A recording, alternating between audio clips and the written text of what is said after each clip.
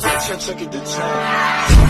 bet, hey, couple racks, couple pennies on them, couple blacks, that's a bet, hey,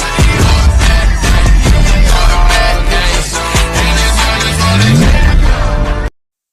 Toolbox meeting by chief engineer and followed by the entire engine crew. Pagi semuanya.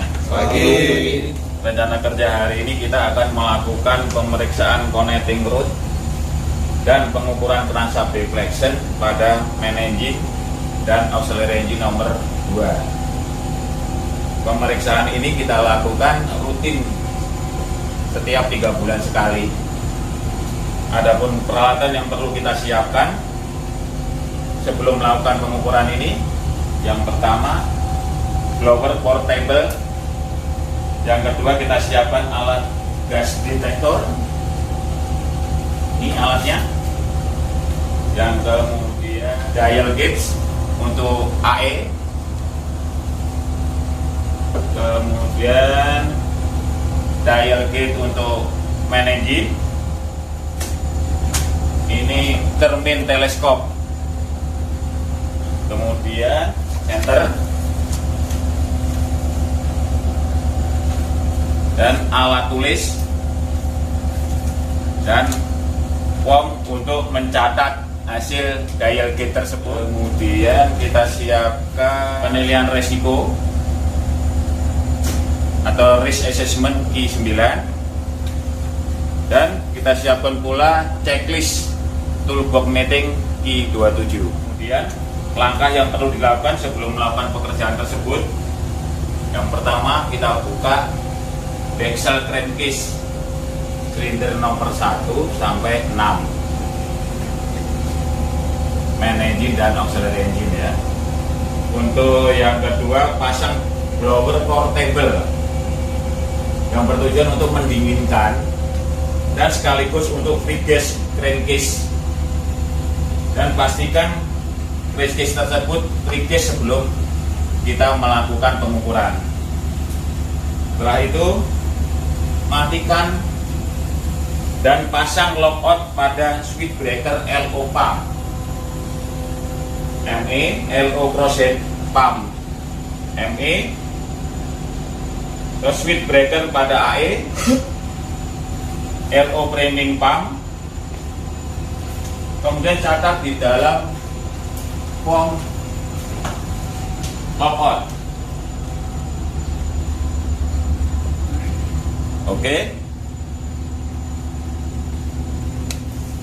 Untuk kemudian untuk pembagian tugasnya, masinis 2 melakukan pengukuran crankshaft deflection pada main engine dan melakukan pengukuran gas yang ada di dalam crankcase dan memastikan crankcase sudah free gas sebelum dilakukan pemeriksaan.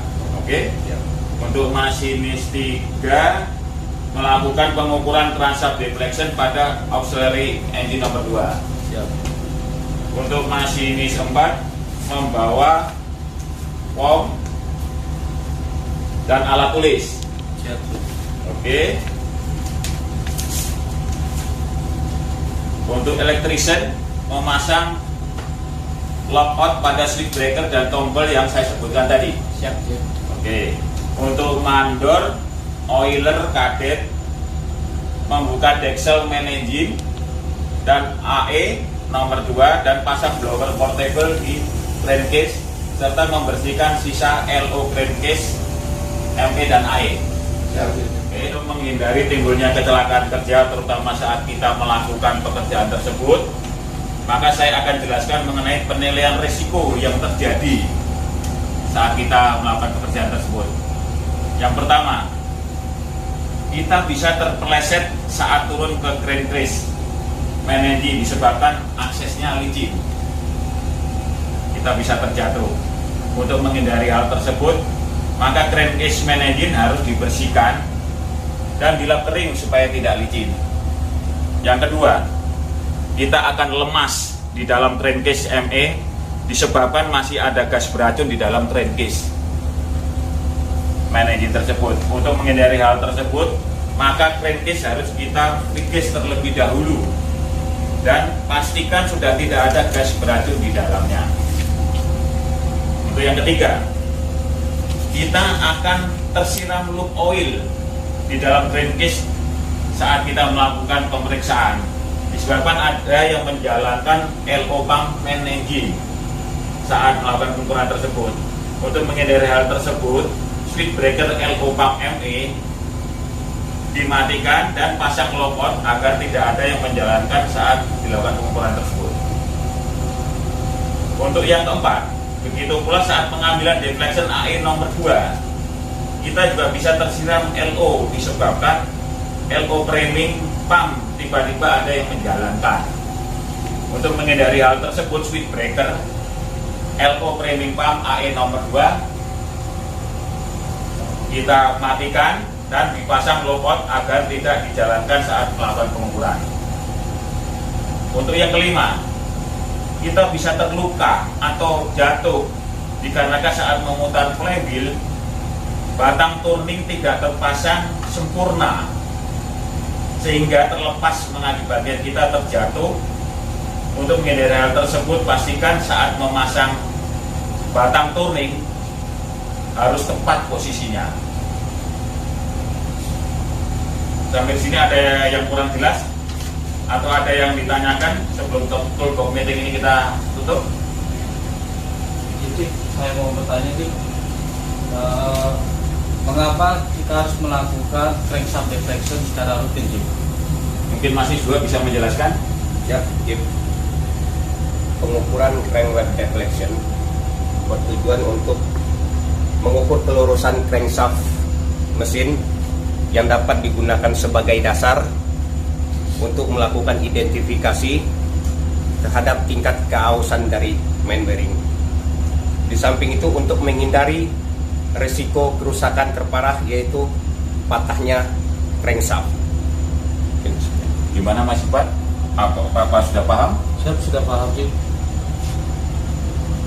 Apa ada yang masih ditanyakan? Saya mau tanya sih, mengapa di saat dilakukan pengukuran temperatur crankcase harus dijaga dalam kondisi dingin? Mungkin Mas juga bisa menjelaskan? Siap, Jim. Jika temperatur crankcase cukup tinggi, otomatis kemungkinan bodi tangan kita bisa tersengat panas. Tapi mungkin alasan yang utama sebenarnya bukan itu. Mungkin jika suhu crankcase masih terlalu tinggi atau panas, itu akan memungkinkan pemuaian terhadap komponen mesin, yaitu crankshaft, main bearing, crank pin bearing, dan lain sebagainya, yang akan mempengaruhi hasil pengukuran nanti pada saat diambil crankshaft deflection. Gimana? Sudah jelas pertanyaannya? Siap, paham.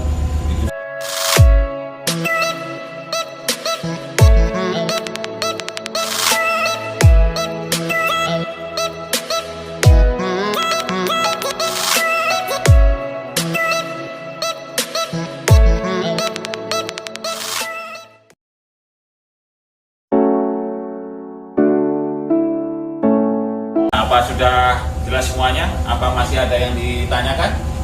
Sudah jelas, Jim. Oke, kalau begitu sebelum kita mulai pekerjaan hari ini, saya ingatkan kembali, selalu utamakan keselamatan dalam bekerja. Jalankan prosedur yang ada dan kita awali dengan berdoa. Semoga kita diberi kelancaran dalam bekerja dan selalu diberi keselamatan. Berdoa, mulai.